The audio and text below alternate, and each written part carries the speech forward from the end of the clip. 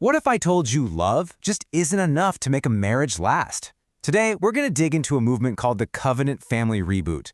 And their whole idea, it's that the secret isn't just loving your partner. It's about actively training for the relationship.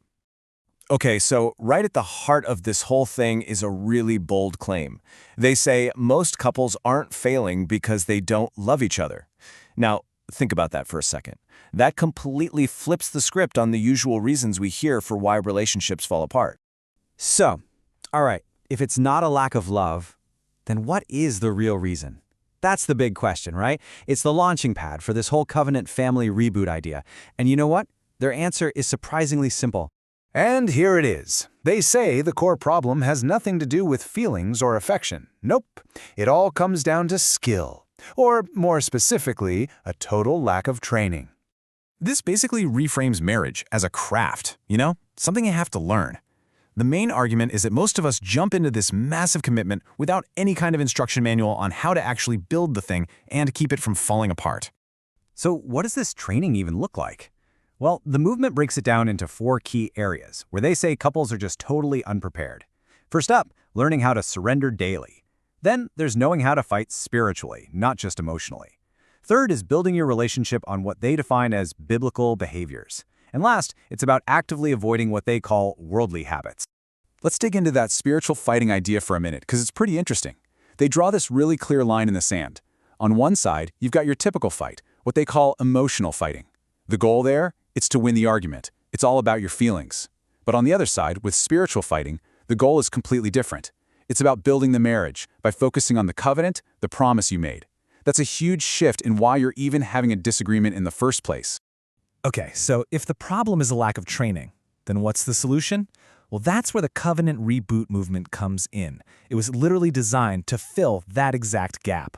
And this quote right here, it really nails the kind of person they're talking to. It's for people who are just done guessing. They feel like they've been winging it, and now they're ready for a real, structured plan. Now, it's super important to get what this is and what it isn't. They're very, very clear about this. This is not counseling. It's not therapy. And it's not motivational content either. It's not just a bunch of feel-good speeches to get you hyped up. They make a really sharp distinction there. So, if it's not counseling and it's not motivation, then what in the world is it? They call it discipleship for marriage. Think of it like this. It frames marriage as a skill that you have to learn through daily practice, almost like an apprenticeship. The whole point is to build very specific, repeatable habits that are rooted in their view of a biblical covenant relationship. All right, so that's the big idea, the philosophy. But how does it actually work in the real world? Let's get into the nuts and bolts of this discipleship model. The whole thing is built around 2 main courses, and apparently you can do them right on your phone. You've got a 6-week course for couples who are engaged, and then there's a slightly longer 8-week one for couples who are already married. And this really gets to a key part of their strategy. It's all about prevention, not repair. The idea is to give you the tools to build a solid foundation before things go wrong, instead of trying to patch everything up after a crisis hits. And here's a peek at what they actually teach.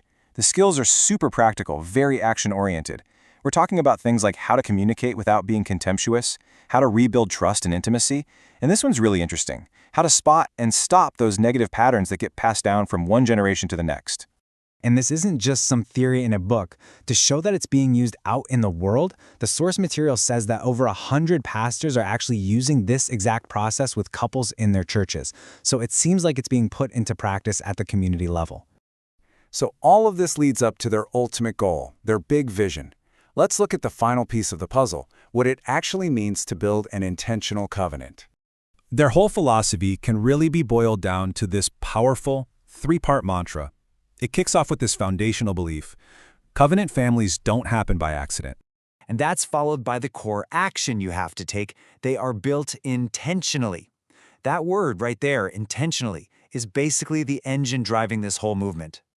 And it wraps up with the how. The method behind that intention, they have to be trained biblically and surrendered daily. So there you have it. Those 3 things, being intentional, getting trained, and surrendering daily, are the absolute pillars of their entire approach. So let's end where the movement itself leaves things, with a big question. The Covenant Family Reboot doesn't frame the choice as being between a good or a bad marriage. No, they frame it as a choice between just surviving your marriage and actively building something designed to thrive. And that really leaves you with something to think about, doesn't it? In any long-term partnership, is just surviving really enough?